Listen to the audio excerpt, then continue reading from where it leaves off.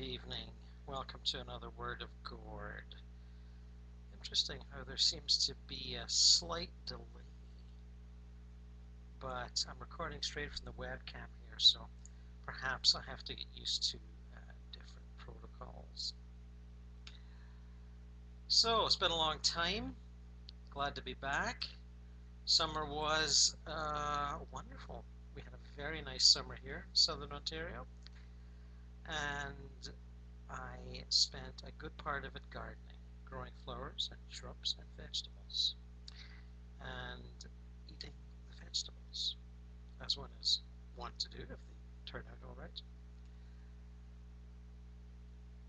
And I was very pleased to see in my summer break that YouTube has increased the allowance to 15 minutes, which will allow me to rattle on even longer than I usually do.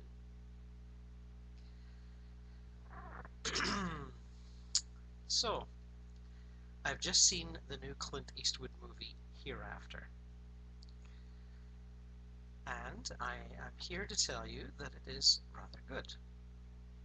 A great script by the justly celebrated Peter Morgan, who did the script for The Queen and Frost Nixon and a number of other fine films, including, I just noticed on IMDb, Madame Suzatska.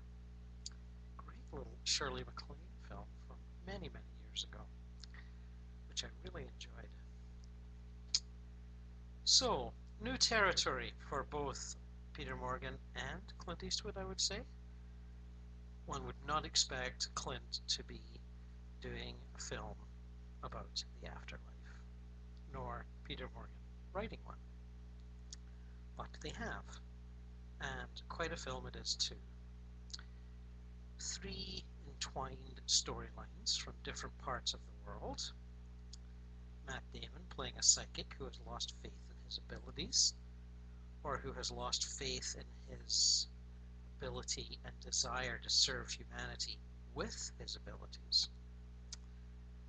And a French actress, heretofore unknown to me, playing a journalist who gets caught up and almost killed in the Asian tsunami of 2004 and has her near-death experience and crosses over and comes back and has it pretty much alter her life for good. She can no longer be the materialist that her co-workers are, and they slowly but surely reject her.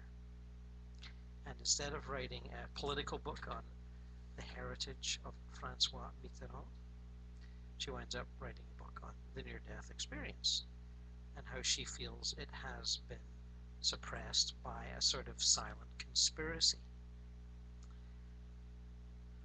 And the third story is 2 young brothers in London, one of whom dies in a car accident, and the other of whom cannot settle to life without his, well, best friend, essentially.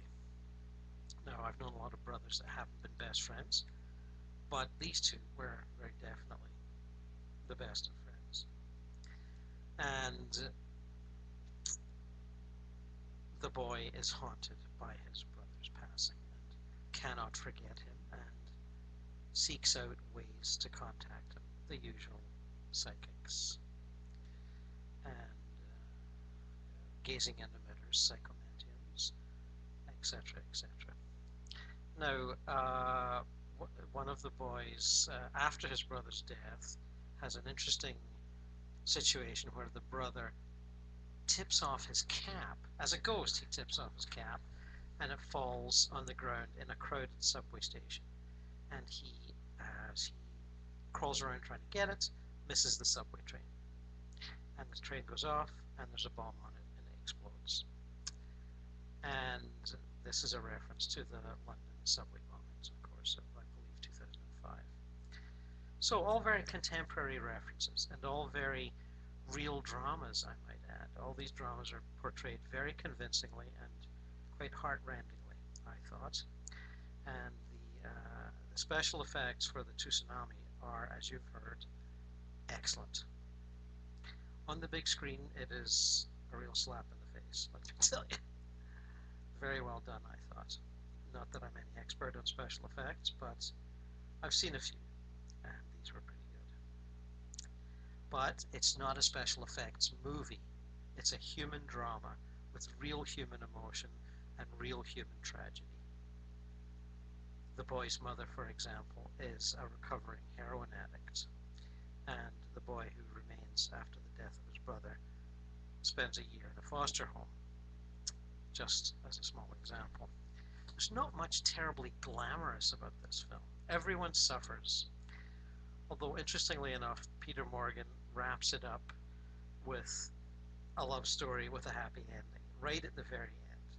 So a little touch of conventionality at the end of a challenging, complex piece of theater, in my opinion. Now, the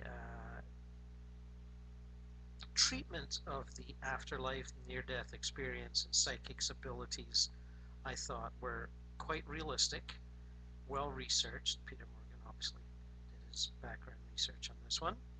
And very few of the cheap tricks and tatty satire that one normally gets of the psychic world in major league movies. So, thumbs up on that one, boys. Very good. Oh, and I might add, Clint Eastwood composed all the music, which of course I didn't realize till the end credits, but he's even more talented than I thought he was, and I have a lot of respect for him as a filmmaker, of course. Now, where would I put this movie? Well, I'd say in psychic reality, right up there with The Sixth Sense and Made in Heaven and several others whose names I can't remember right now. What Dreams May Come, of course. This is the first rank of afterlife and psychic ability type movies. It doesn't insult your intelligence. It doesn't play on primal fears. It relates psychic ability and our links to the afterlife in a very real human way, in a way that many of us can relate to. And certainly, although I do not have that doubt in my abilities that the character Matt Damon has in his, I understand why he would get to that point. It's a great responsibility, channeling for people. You often get people who are very upset when they come to see you and go through a whole range of emotions, which can be quite draining. It's not always a joyful experience. It sometimes is, but it's not always.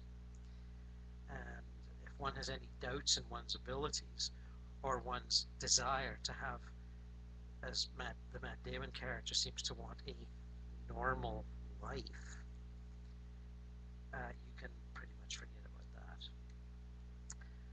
It's not going to be torture, but it's going to be an unusual existence.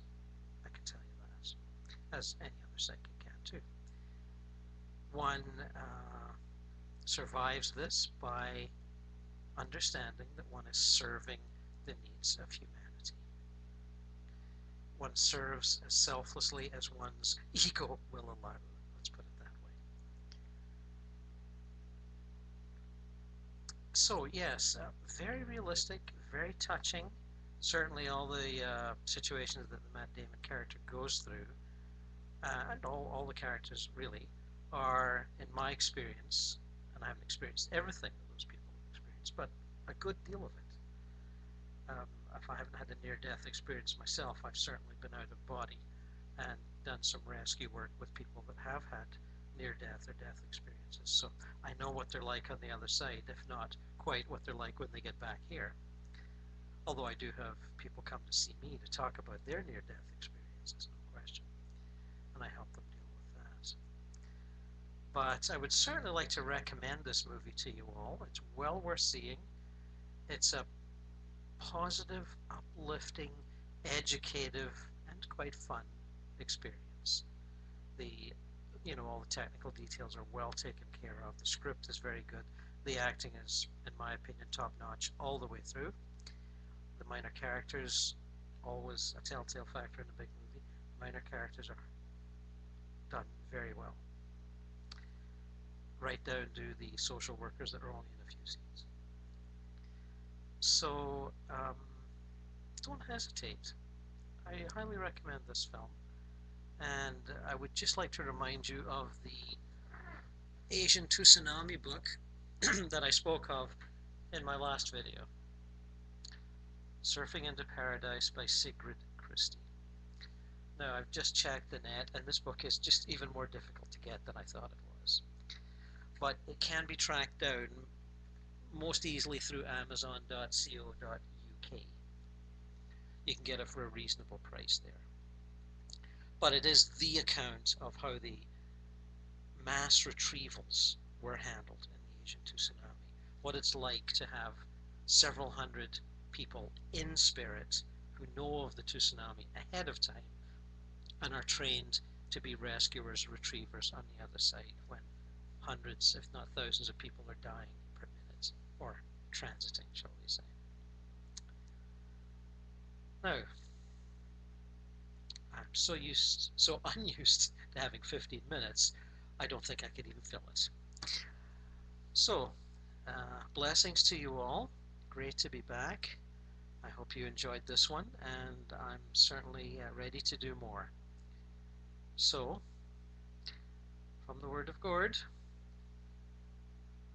so long for now.